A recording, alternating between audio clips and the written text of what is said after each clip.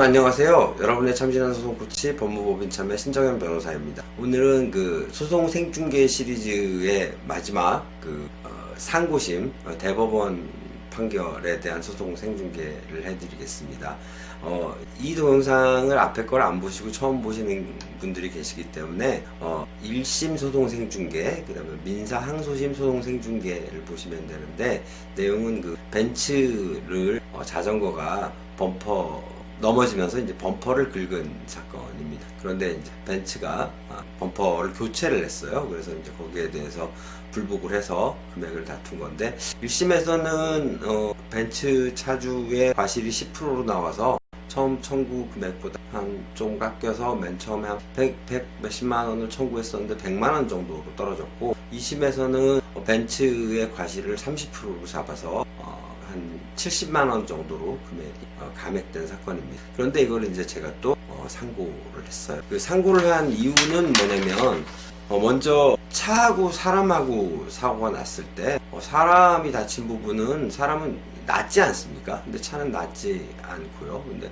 사람은 그러니까 저절로 치료되는 특성이 있기 때문에 그 보험사가 소송을 굉장히 오래 있다가 걸어요. 그래서 이제 그 부분에 대해서 억울함이 있었고, 그다음에 이 사람의 경우에는 자전거를 타고 있다 넘어지면서 휴대폰이 깨졌습니다. 그래서 그거에 대한 피해도 주장 같이 했고요.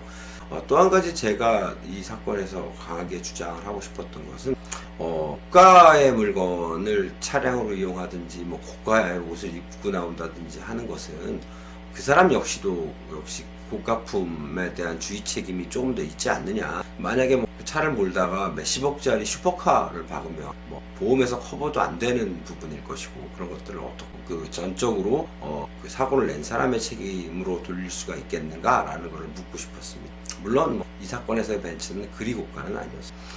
그리고 또 한 가지는 살짝 기스가 났다고 표현을 할 수도 있는데, 그거를 피해를 입으신 분은 교체를 해야 되겠다고 생각할 수도 있지만, 그걸 이렇게 교체하는 것이 옳으냐, 그리고 교체를 했을 때는 그 범퍼는 가해자한테 줘야 되는 거 아니냐, 이런 과감한 주장을 좀 해보고 싶었어요.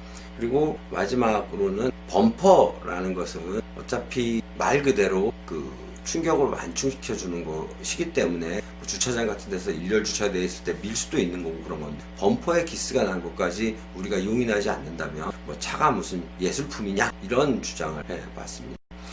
그런데 1심 소송 생중계를 보신 분들은 아시겠지만, 우리나라에서는 3천만 원짜리 이하의 소송은 소액 사건 심판법에 의해서 재판장이 판결문을 쓰지 않아도 됩니다. 그래서 사실상 판결문을 받을 수 없습니다. 어떻게 보면 조금 많이 억울한 경우들이 생기겠죠. 최소한 지더라도 판결문은 받아봐야 하지 않겠습니까? 그리고 이제 두 번째, 민사 항소심 소송 생중계. 이거는 이제 보시면 좀 그래도 비교적 충실한 판결문이 나왔습니다. 그런데 여기서는 제가 주장한 앞의 내용들에 대해서 하나하나 판단을 하지는 않고, 그래서 가해자도 피해를 입었으니까 비율을 7대3으로 조정해서 판결을 해주셨습니다.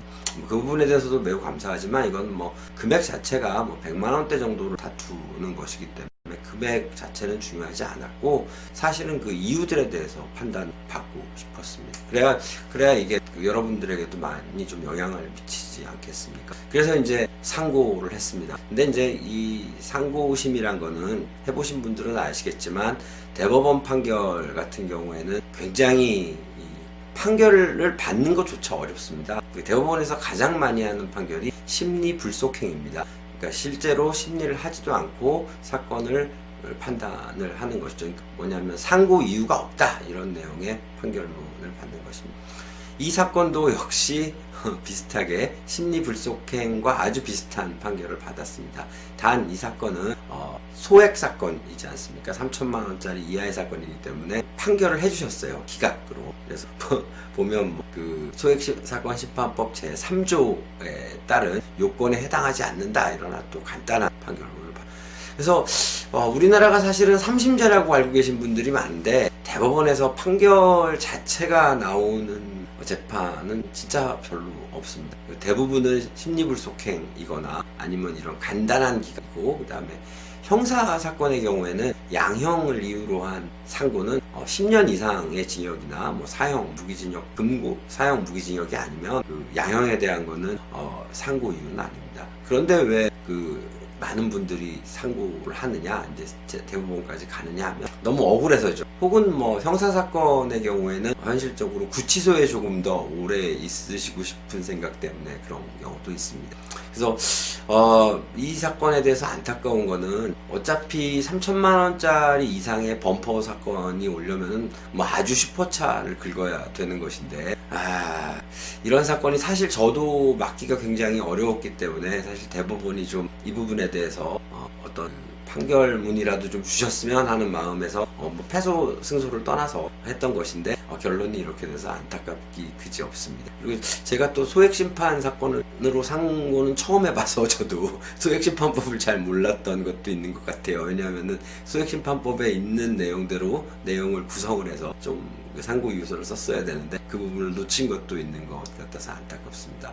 이게 변호사도 모두 다 아는 건 아니거든요. 그리고 얼마 전에 이탄희 국회의원께서 대법관의 수를 지금보다 4배를 늘리자라는 법안을 발의했다고 하는데, 저는 거기에 굉장히 찬성을 합니다. 이게 전부 다 이런 심지어는 판결문조차 못 받아보는, 승패를 떠나서 그런 거는 좀 국민들이 3심제 제도의 국가라고 느끼기는 조금 어렵죠. 사실은 민사 소액 사건 같은 경우에 3천만 원짜리 이하 사건 같은 경우에는 1심제라고 볼 수 있죠. 왜냐하면 제1심에서는 판결문이 거의 안 나옵니다. 그냥 아주 간단한 이유만 나오고, 이제 구체적인 판단문을 받아볼 수 있는 거는 2심밖에 없다고 볼 수 있죠. 3심은 또 아마 올려도 법률 위반이나 대법원 판례와 다를 때 이렇게 되어 있으니까 그건 어떤 의미인고 하니, 대법원 판례를 이거 가지고 바꾸진 않겠다 뭐 이런 거랑 똑같은 거죠. 저는 그 조항은 좀 위헌이 아닌가 싶기도 합니다. 그리고 아무리 작은 금액의 사건이라도 말이죠. 그리고 형사사건의 경우에도 작은 사건의 경우에는 양형 가지고는 상고를 할 수 없기 때문에 1심, 2심밖에 없는 것이고, 그 다음에 대부분의 사건에서도 대법원에서 판결이 잘 나오지는 않고 심리불속행으로 기각되는 경우가 많기 때문에 2심제라고 볼 수가 있습니다. 이게 다른 사회 서비스에 비해서 법률 서비스가 아직